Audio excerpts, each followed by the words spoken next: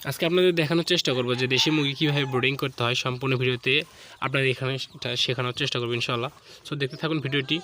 So আমরা এগুলো দেশি মুরগিকে আজকে ব্রিডিং করব মাও ছাড়া। সো সর্বপ্রথম আমাদের ব্রিডিং করার জন্য প্রয়োজন হবে একটা শীটের বা কোনো একটা চারপাশে এরিয়া মতো থাকলে হবে, বা কোনো একটা আপনার ঘর হতে পারে, দেওয়াল হইতে পারে, অর্থাৎ মুরগি রাখার যে ঘর, ওই ধরনের ঘরে আপনারা রাখতে পারবেন, কোনো সমস্যা নেই।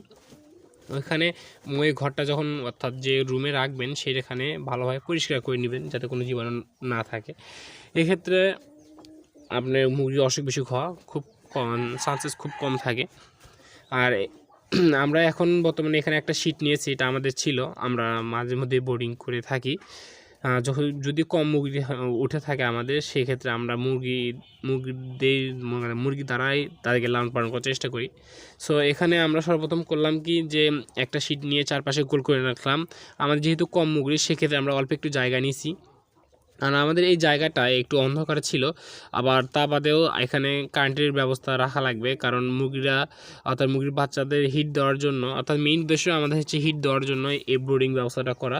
যার কারণে এখানে আমরা একটা তারের ব্যবস্থা এবং লাইটের ব্যবস্থা করলাম। করার পরে এখানে ফাইনাল লুক আসবে এটা হচ্ছে আমাদের ভিতরের অংশ। ভিতরে এইভাবে আমরা করব। এখন পরবর্তীতে আমরা এর ভিতরে যা করব সেটা হচ্ছে কাঠের গুঁড়া বা তুষ এ ধরনের কিছু দিব।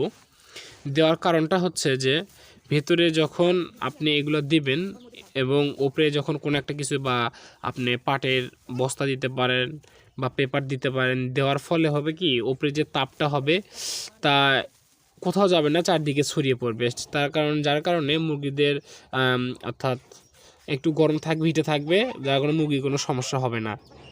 এবং মুরগিদের এই ব্রিডিং করার মেইন উদ্দেশ্য হচ্ছে মুরগিদের অর্থাৎ যে নাভিটা আছে, নাভিটা শুকানো। ওই শুকানোর জন্য একটা মেডিসিন ইউজ করতে হবে। আমরা যেটা ইউজ করে থাকি সেটা হচ্ছে লাইসোভিট। আপনারা যারা মুরগি পালেন তারা অবশ্যই এটা জেনে থাকবেন যে মুরগিকে ব্রিডিং করার সময় লাইসোভিট দিতে হবে, একদিন পরে পানির সাথে খাওয়াতে হবে। এবং সচরাচর তারপর আস্তে আস্তে স্টার্টার ফিট বা চালের কুড়া অর্থাৎ খুদও ইউজ করতে পারেন। খুদ আমরা সর্বপ্রথম খুদই দেই, খুদ দেওয়ার পরে তারপর আমরা স্টার্টারটা দিয়ে থাকি। সো এখন আমাদের মুরগি এখানে ধরে নিয়ে যাওয়ার পালা। এখানে আমি নিয়ে যাচ্ছি, সর্বপ্রথম নিয়ে এখানে রাখাই দিলাম, এবং দেখেন আমাদের মুরগিটা কীরকমভাবে বেড়াইতেছে। সো আমাদের আজকের যেই বোর্ডিং ব্যবস্থাটা এইভাবে আমরা করে থাকি। প্রায় আমরা এখানে সবগুলো মুরগির বাচ্চা নিয়ে সেখানে ছেড়ে দিলাম, এবং এর পরবর্তীতে আমরা এখানে সাদা লাইটের বদলে লাল লাইট দিব। লাল লাইট দিয়ে একটু নিচে দেবো, যদি জ্বর হয়ে থাকে সেই ক্ষেত্রে লাইটটা নিচে করে দেবেন, আর যদি বেশি বেশি হয়ে থাকে তাহলে উপরের দিকে করে দেবেন। তো আজকে ভিডিও এই পর্যন্ত, দেখা হচ্ছে নেক্সট কোনো ভিডিও।